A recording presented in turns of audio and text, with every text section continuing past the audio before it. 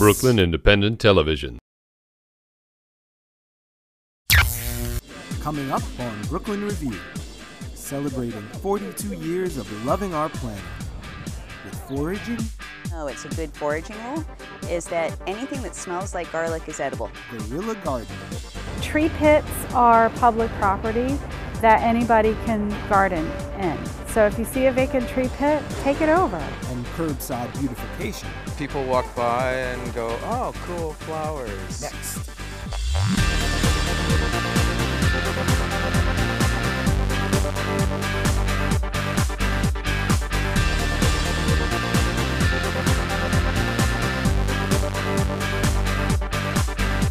Welcome to Brooklyn Review. I'm Brian Vines, and it's Earth Day, an occasion to celebrate and raise appreciation and awareness of the natural environment. Now, Earth Day is celebrated in more than 175 countries around the world, as well as right here in Brooklyn. And we've got lots of work to do, but also plenty of occasion to celebrate. So this Brooklyn Review has an eye toward the people and places that are helping to keep the spirit of Earth Day alive all year long. First up, Tati Amara is in Williamsburg with a local shop owner who's adapted a trend from overseas that's aimed to bring us back to our roots, one seed bomb at a time. In a quaint flower shop in Williamsburg, a movement is blooming. Our design directive here was to make it look like a Mexican dress. The inspiration came from the UK, and it's called guerrilla gardening. They have a whole website that was devoted to guerrilla gardening and clubs where people go out and they'll attack a median strip and then just like plant a whole flower garden there and then run away. And so I was like, that's the coolest thing I've ever seen. So she introduced the concept to Brooklyn with seed bombs. So this is sort of a little care packet for seedlings where it has clay and the clay retains moisture, and then there's fertilizer in here that feeds the young seedlings. The seed bombs can be used on top of any soil, and Kimberly recommends thinking outside of the box. Tree pits are public property that anybody can garden in. So if you see a vacant tree pit, take it over. I recommend in New York putting flowers and pretty things in vacant lots, not so many edibles and things like that. Our wildlife is very particular here, and we don't want that to flourish. Kimberly also suggests checking out 596acres.org to find out information on vacant space. I actually have a map of Brooklyn that has all of the public-owned land that's just vacant. That's empty lots and empty fences. So, there are ways to contact, call 311 and see if you can find out the department that's responsible for it and get a petition to garden there. So while she'll continue to sell flowers and supply the urban gardener, Kimberly also believes there's a deeper need being met. I think this is more out of a need, and I think that a lot of people feel compelled to do it, like it's their duty, like they're stewards of the planet, and that they need to protect it and, take back control. For Brooklyn Review, I'm Tati Amara.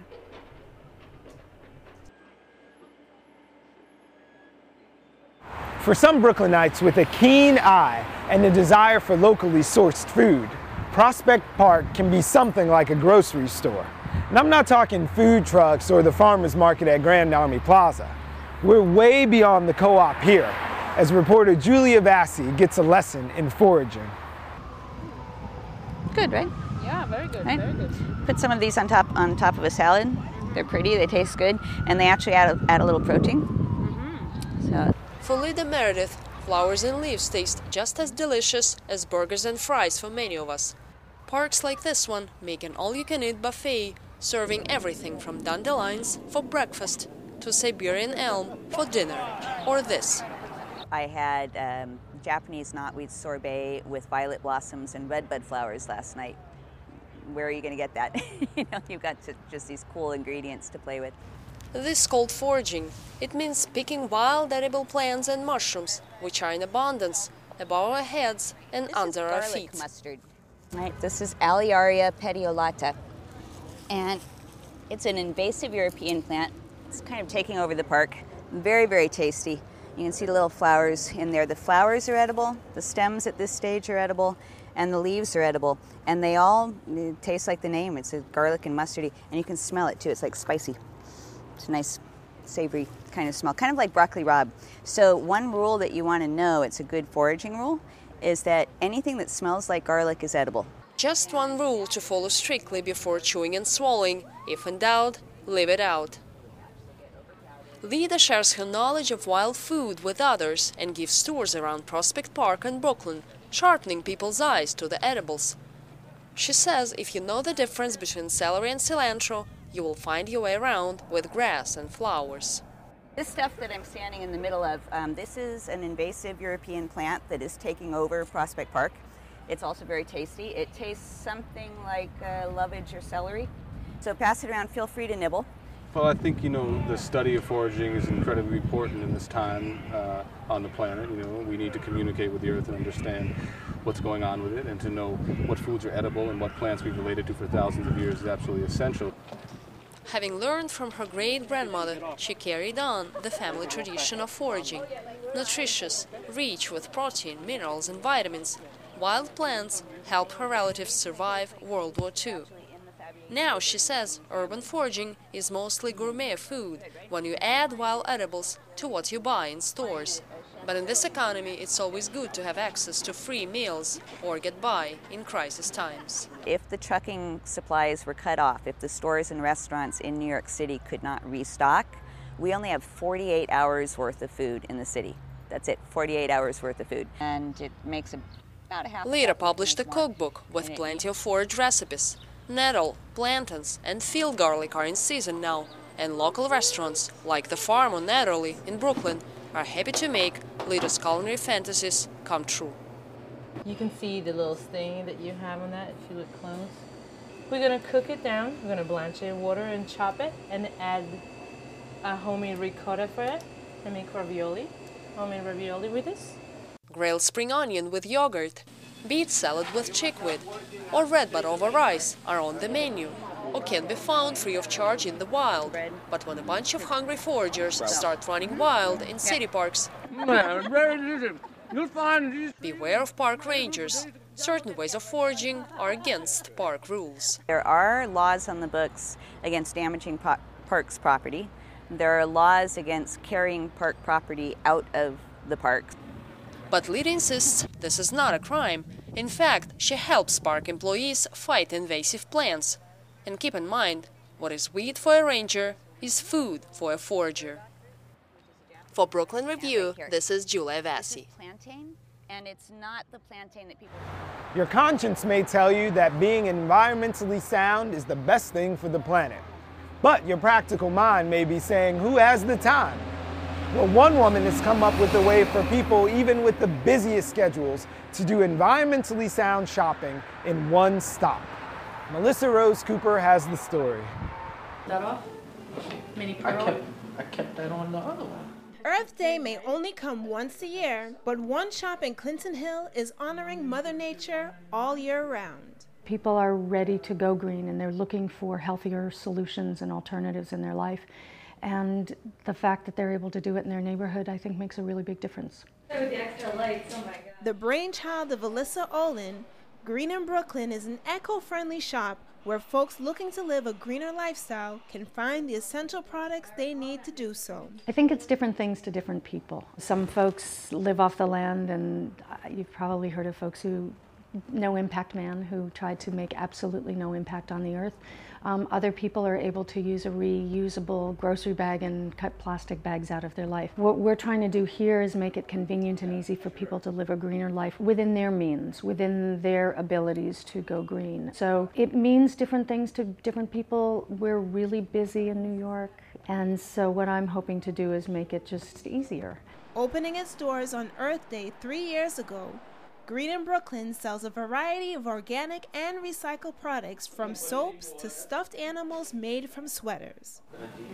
Customers looking to save on energy can even find solar-paneled items like these bags that can charge laptops and phones while on the go. This is good technology here for somebody like me. You know, when you're on the move and your stuff dies on you, that's not a happy feeling at all. Many items in the store are locally made, and for those looking to save a few extra bucks, Green in Brooklyn offers the option of buying in bulk. So you come in and you buy the container. Once this one is hand soap. Once you use all of the liquid out of it, you bring it back in, and we have these large bulk containers over here. You would take this off, fill it back up here, and you take this home, and you only ever need one container. I think that's the most sustainable way to live. Only have one container and keep reusing it. In celebration of 42 years of Earth Day and Green in Brooklyn's 3rd year anniversary, customers can enjoy 42% off the store's selected treasures throughout April. Earth Day is a celebration of our earth and of living gentler on it. I'm a child of the 60s, 70s or so, and I was around for the first Earth Day. So emotionally that is significant to me, but it's an important day when there's recognition of the earth and the amazing things it gives to us, but also how we can help care for the earth. And for Alyssa, just thinking about what's the best part of Green in Brooklyn and sharing her appreciation for the earth almost brings her to tears. It's really an amazing thing to be in a community that cares so much about its community and to meet people who care so much about the earth and are interested in learning and are interested in sharing their information and are enthusiastic about their lives and about what we have here in the store. So it's definitely the people. For Brooklyn Review, I'm Melissa Rose Cooper. Part of being a good steward of the earth is doing the best we can with what we have. We're going to Dumbo now, where groups are trying to figure out how to recycle, reduce, or reuse some distinctive pavers.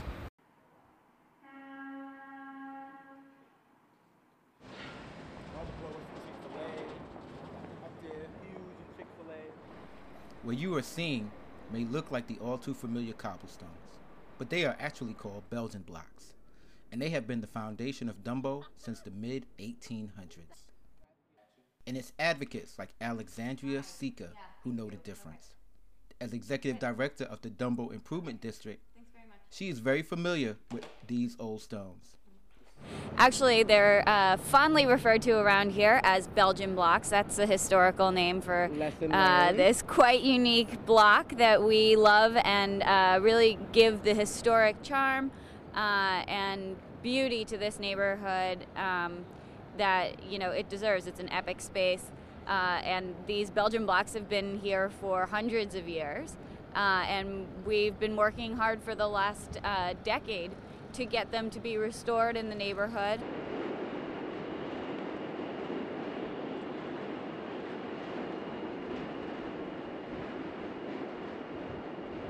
The proof is in the pudding. For a while, they didn't see what the finished product would look like, and now the community response has really been outstanding as to the finished product of what these blocks are looking like. I think that the city has been working with the biking community to come up with some solutions for biking in the neighborhood that we think is working well. Andrew, who makes his living as a professional bike messenger, has a very different point of view. So what you see is a pitfall here, just with loose cobblestones in it. I thought I wasn't going very fast at all. I thought I could make it, but I completely misjudged it, and my tire actually got caught between two of the loose cobblestones, and the bike actually, I think, stood right up on end and just dumped me in the middle of the street, and those cobblestones hurt. I got a raised bump on my left arm. My left ankle is a little bruised up. These cobblestones are no joke out here, on a bike especially. It does have its advantages using the bike lanes, but for the most part, I definitely think that it could have been a lot better planned out, and people could do a lot better to teach pedestrians and drivers and truckers and bikers and everybody to learn how to work together to share the road. Tell us a little bit more about what we can expect in the future. In the future, you're going to expect less broken streets, more Belgian block, and a grand actual plaza space. Right now, we were one of the first temporary plazas that DOT put in over at the Pearl Street Triangle. So with the next round of construction, we're actually going to build a permanent plaza. We're very excited about that, and the streets surrounding it will be historically restored, and it's going to be fantastic. Yeah, there are Belgian blocks throughout the waterfront districts of Brooklyn. There are Belgian blocks in Vinegar Hill up to our east, and there are Belgian blocks in Red Hook. Dumbo's development has been on such an accelerated course over the last couple of years that it makes a lot of sense for the city to really invest resources right here. So we're thrilled that we're on the list. The neighborhood between two bridges appears to be building a third, one that connects the past with the future. For now, it looks like these old blocks are here to stay. For Brooklyn Review, this is Clive E.J. Salmon. The United Puerto Rican Organization of Sunset Park, or UPROSE, has been on the front lines of the battle for environmental justice for more than 45 years. Fred Brown caught up with their current leader and some of her youth soldiers. Yeah. That's what you work for. Yes, I love this organization. Environmental justice is the disparate siting of environmentally burdensome facilities in low-income communities and communities of color. And it is also about the fact that people should be able to speak for themselves and that our communities have a right to plan and to weigh in on how decisions are made in their communities. It started out as a social service organization for the Puerto Rican community. It's evolved into an intergenerational, multiracial, multinational organization dedicated to environmental and social justice. And Sunset Park is the largest significant marine industrial area in New York City. What that means is that there is a large concentration of manufacturing and environmental abuses in this community. We believe in meaningful community engagement and that young people don't have to postpone exercising leadership, that they could do it right now, provided with the tools and the education to do it, and that they have to be involved in things that they're excited about. And when they see that their engagement is transformative, that's very addictive. Like the fact that this block has all these trees, all the trees on this block were planted with the work of our young people, and now to see them bloom, that's a transformative experience. When they stopped the siting of a power plant, that they were able to actually stop the siting of a power plant, that was transformative. When they were able to help Fair Share pass as a city policy, that was huge. It made them feel like they had the power to actually change not just a local situation, but a citywide situation that could really affect the most vulnerable communities in New York. That meant that they had power, that they could change a situation. And once young people know they have that kind of power, there's no stopping them. Now, UPROSE has been an activist organization in Sunset Park since 1966. Fast forward 40 years and their mission is the same, to connect the community with its environment. Like if you go to Bay Ridge and Park Slope, Bay Ridge has a beautiful pier, beautiful waterfront. You can hang out. I've seen it, I've been to it, because here in Sunset Park, you don't get that. It's a big waterfront in Sunset Park, but we have no access to it. Whole bunch of factories, all that. You could smell the difference in the quality of the air. Yes, the little things really matter. People like to say, my trash, like a lot of people don't really know where their trash goes. They say, oh, it goes somewhere. And it's like, somewhere isn't a place. It actually goes somewhere in like a landfill, and it takes up space, and also for neighboring communities affects their quality of life. And if you look at the way waste is distributed in New York City, guess where all of the facilities are? It's placed in low-income neighborhoods of color, Sunset Park being one of them. In this neighborhood, Sunset Park, there's a lot of environmental burdens, hardly any trees. When you run, it's hard to breathe. You smell a lot of trucks and all that. CO2 and NO2 levels are very high. We also have this compound in our air called PM 2.5, which stays in your lungs. It's very harmful, very toxic. Did you know all this before? No. We weren't informed. Environmental justice is the belief that every neighborhood, every community, no matter how much money you have or what race you are, deserves an environment that is safe and you can get access to good food. environmental justice is not just about the environment, as far as trees and plants. And, quality air, it's much more to it, you know? Our environment, our neighborhood. Yeah, it's our surrounding Yeah, area. all people, most importantly. It's the people. For Brooklyn Review, I'm Fred Brown. So we've taken things out of the studio today onto the streets. And I'm gonna show you how I spent part of my Earth Day beautifying 4th Avenue and Park Slope. Let them work, let them go.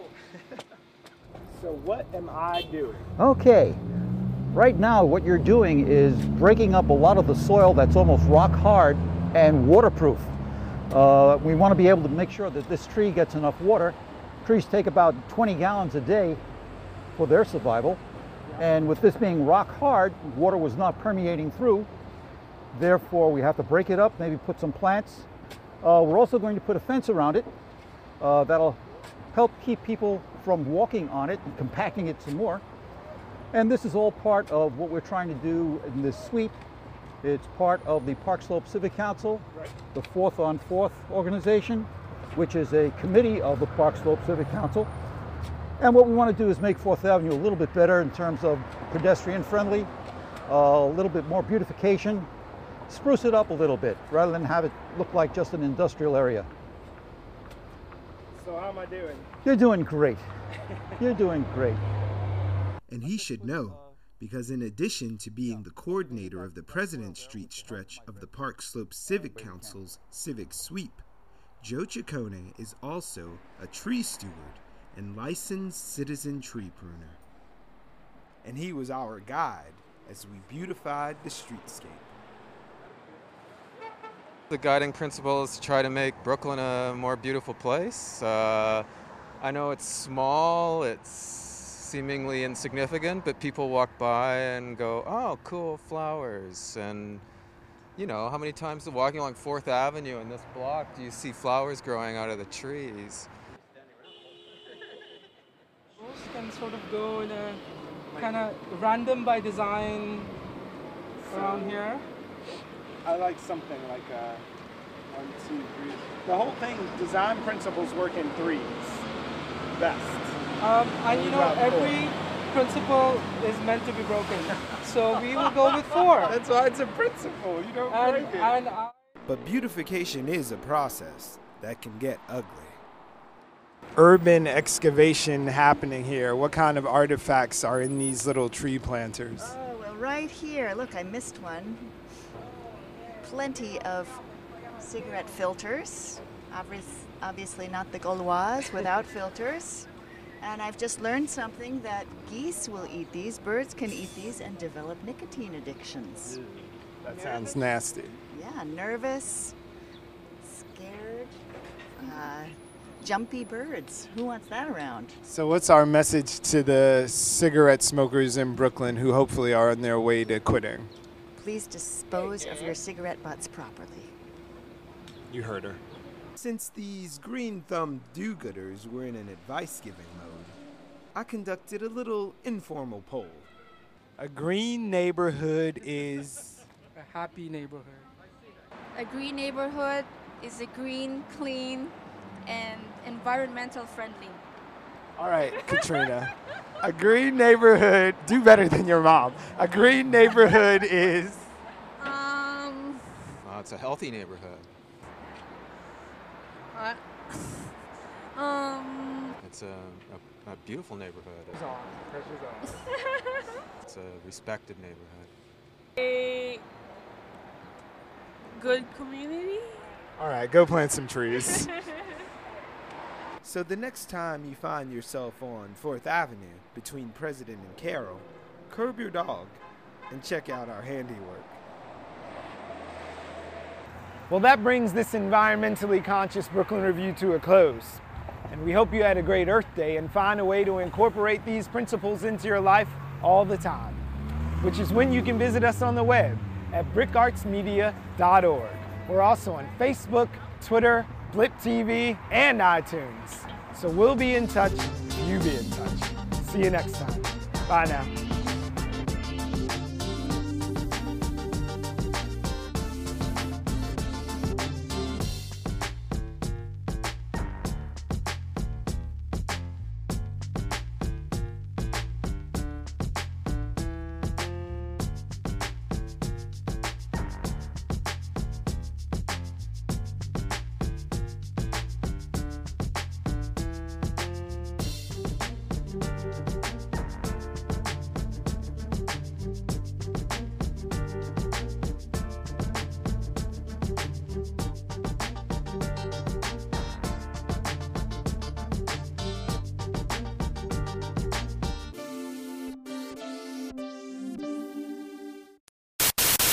Watch this and other Brooklyn Independent Television episodes online at bricartsmedia.org/BIT.